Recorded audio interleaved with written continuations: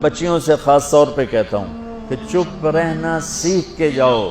میں درد سے کہہ رہا ہوں، میرے ملک میں سسرال ظالم ہے، سخت ہے، بد اخلاق ہے. میرے نبی نے مدینے والوں کی تعریف کی، مدینے والوں کی، مدینے کے صحابہ کی اور مدینے کی فیملیز کی تعریف کرتے فرمایا کہ یہ میرے مدینے والے ساتھی ایسے عالی شان ہیں. کس بات پہ عالی شان ہیں؟ کہ تہجد بہت پڑھتے ہیں، نفل بہت پڑھتے ہیں، جہاد بہت کرتے ہیں، تبلیغ بہت کرتے ہیں، ذکر بہت کرتے ہیں، تلاوت بہت کرتے ہیں. نہیں، سنو غور سے. فرمایا یہ میرے مدینے والے صحابہ یہ اتنے عالی شان ہیں، جب یہ کسی کی بیٹی کو لے آتے ہیں ڈولی میں ڈال کے تو آنے والی بچی کو ذرہ برابر احساس نہیں ہوتا ماں باپ کے گھر میں ہوں یا سسرال کے گھر میں. اور میں بچوں درد سے کہہ رہا ہوں، میرے دیس کا سسرال بہت سنگ دل ہے، بہت سخت ہے، شریعت کا پتہ نہیں ہے.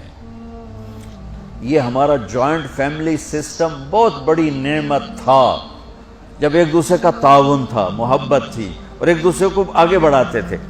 اب یہ مصیبت بن گیا ہے کہ اخلاق اچھے نہیں ہیں، زبان کا بول تیر کی طرح، چھری کی طرح، تلوار کی طرح کاٹ رہا ہے.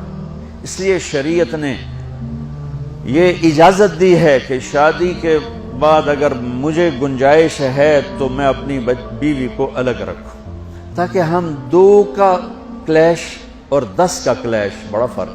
2 کے کلیش کو حل کرنا آسان ہے اور 10 کے کلیش کو حل کرنا مشکل ہو جاتا ہے. اور خواہ مخواہ کے کلیشز جو زندگی برباد کر دیتے ہیں.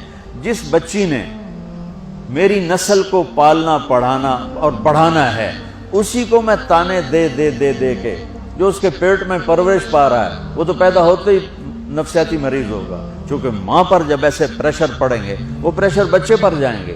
میری نسل، آج کے ماں باپ جن کو ساس سسر کہتے ہیں، یہ خود اپنی اگلی نسل کے دشمن بنے بیٹھے ہیں کہ آنے والی بہو کو عزت دینے کی بجائے، محبت دینے کی بجائے، بیٹی بنانے کی بجائے وہ ایک ایسا رویہ اختیار کرتے ہیں.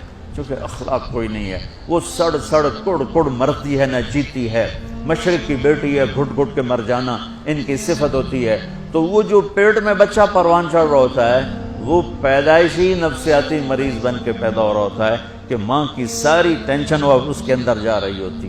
اس لیے میرے نبی کی شریعت کہ اگر میں مالدار ہوں تو میں اپنی بیوی کو الگ گھر لے کر لوں.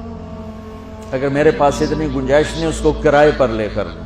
اگر میرے پاس اتنی گنجائش نہیں تو پھر گھر میں اس کے لیے ایک کمرہ، ایک کچن، ایک ٹوائلٹ، یعنی ایک پورا پورشن اس کے لیے الگ ہونا چاہیے. وہ بیڈ روم اسی کا ہو، اس میں کوئی اور نہ ہے. وہ کچن اسی کا، اس میں اور کوئی نہ ہے. اس کا واش روم اسی کا، اس میں اور کوئی نہ ہے. اگر اتنی بھی ہمت نہیں ہے تو پھر تسبیح پڑھو تے روزے رکھو، شادی نہ کرو. کسی دی بیٹی نو برباد نہ کرو، کسی دی بیٹی نو برباد نہ کرو بھائی وہ پائی دھکے کھاوے. اگر تم اتنا نہیں کر سکتے ہو تو پھر مسیح تے چاہ جاؤ، اعتکاف وچ بیٹھ جاؤ.